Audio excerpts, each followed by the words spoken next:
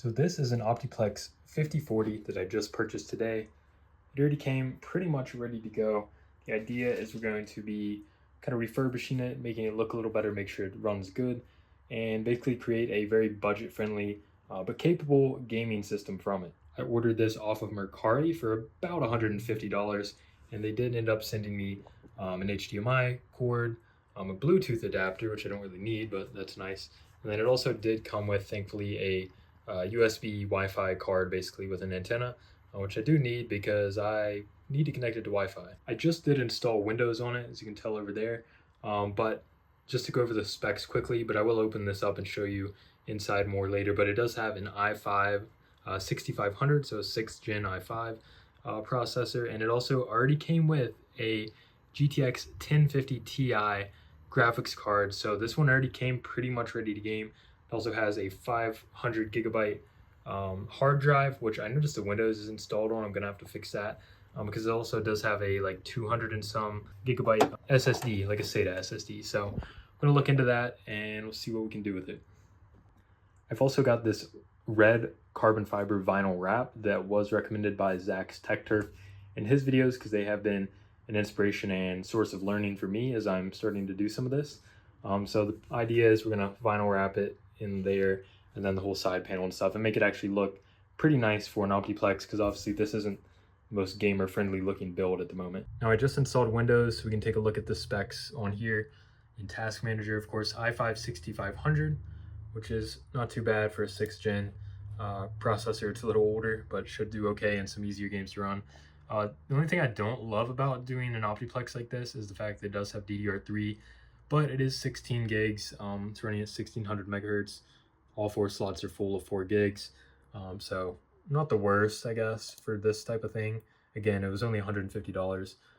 The C drive is the hard drive. It was at 100% usage, and it is again. Might have to mess around with that and try to fix that. And also Windows is on the HDD. I'd like to put it on the SSD probably, which is the ADATA SU800. You can find those on Amazon. 240 gigs just about. So you can see it's not the system disk. Then of course the Wi-Fi, which is the USB adapter. And then finally the graphics card is the GTX 1050 Ti. So I think once I get this thing kind of optimized and cleaned up and everything, it's actually gonna be a pretty capable little gaming PC for a couple $100. So here's what the inside currently looks like. The first thing I need to do is definitely clean it. It's really not too bad, but it's definitely got some dust in the heat sinks and fans a little bit. I've also already taken out the graphics card. So this thing again, just needs some basic cleaning. I might even take everything apart and kind of deep clean stuff.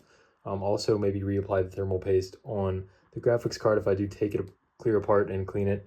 Same thing with the CPU, of course. When I take that off, check out the thermal paste, clean it, put some new on, and then this should be looking pretty good. So after debating it, I think I have decided though, in terms of changes to this build, I do think I'm going to remove this 250 gig SSD. It just seems a little small, even if especially if I put the OS on it, which is going to take up about 40 of that 250.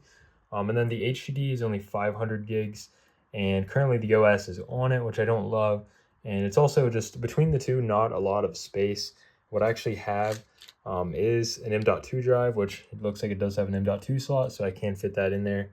So I got this Crucial P3 Plus. This is 1 terabyte PCIe 3.0. So this will be plenty of storage and very much improved from even this SATA SSD here. It's going to give whoever does buy this more storage. This is about a $60 SSD, so that it is increasing my kind of cost for this build.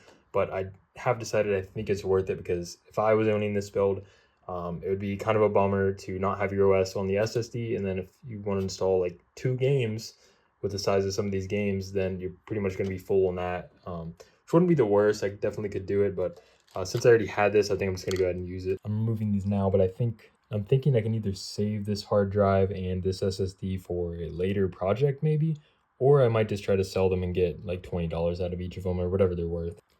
So I just got the heatsink off and the cooler, and I'm no expert, but this does not look like the proper application of thermal paste. It just looks dried out, what little bit is even on there. So I think this was definitely needed. I've also gone ahead and removed the HDD, remove the SSD. I'm just going to leave all the wires in there as they are. And I also installed that 1 terabyte M.2 drive, so it went in there nicely. So that will be a good upgrade, but yeah, we need to get this thermal paste situation figured out. So I opened up the 1050 Ti and it really wasn't too bad. So I did just clean off some of the thermal paste, even though it didn't look bad. I'm just going to reapply some of that, and I got pretty much all the dust that was in the heatsink and fan out. So I'm going to go ahead and put it back together. And just like that, the 1050 Ti is clean, back together, and ready to put back in the Optiplex.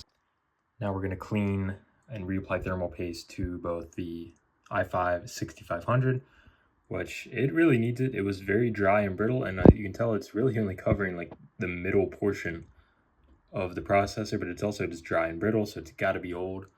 And then, you know, there's some on the cooler, but it's really not too good. So we're definitely going to get that cleaned up and looking a lot better.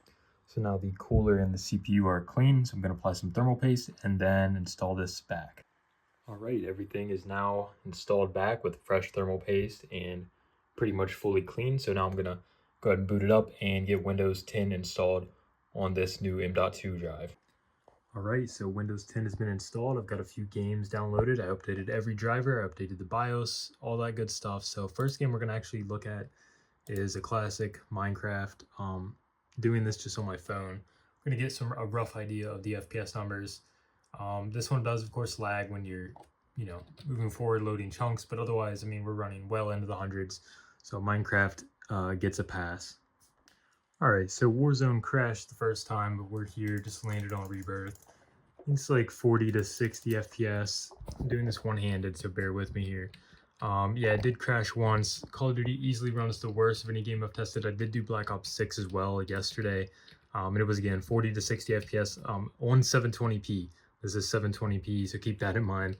So not really recommended for Call of Duty, but I mean, I guess if you want to play in 720p low settings, you could make it work at 40 to 60, but definitely not recommended. So this gets a thumbs down. All right, I'm gonna Dust 2 Deathmatch on CS2. It's hard to get an exact number. This one seems to fluctuate a lot, but definitely over 100 most of the time. I've seen it go up to like 180, but as you can tell, it's kind of changing a lot.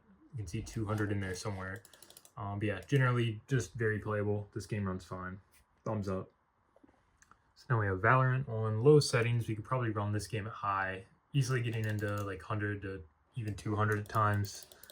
Definitely playable on low settings. If you wanted high settings, you could, but really high settings don't look a whole lot different in my opinion than low on this game. But yeah, definitely gets a thumbs up here. All right, so now we're on Fortnite. I'm getting shot at, I think, by a bot, but anyways, it gets over 100 FPS, 100, 150. It is stuttery, but to be honest, every time I played Fortnite, even on a really good PC, I tend to have stutter issues. And this is on performance mode, 1080p, by the way. So yeah, that's kind of how Fortnite's looking. Pretty good overall. Again, stutters, I usually have stutters all the time. It could probably be fixed somehow. I just don't know how. So that's going to be it for this Optiplex build. I just got it vinyl wrapped. I've never really vinyl wrapped anything. I gotta say, I'm much more a fan of spray painting next time, I think. From afar, this looks pretty good, but if you look into the details, some of the edges aren't perfect, and those kind of things just kind of bother me a little bit. But anyways, overall, it looks pretty good, I think. I know this wasn't the highest quality production video ever. I'm just kind of recording periodically on my phone, but I appreciate you watching. If you want to see more interesting builds like this in the future, be sure to comment down below and subscribe, and I'll see you guys next time.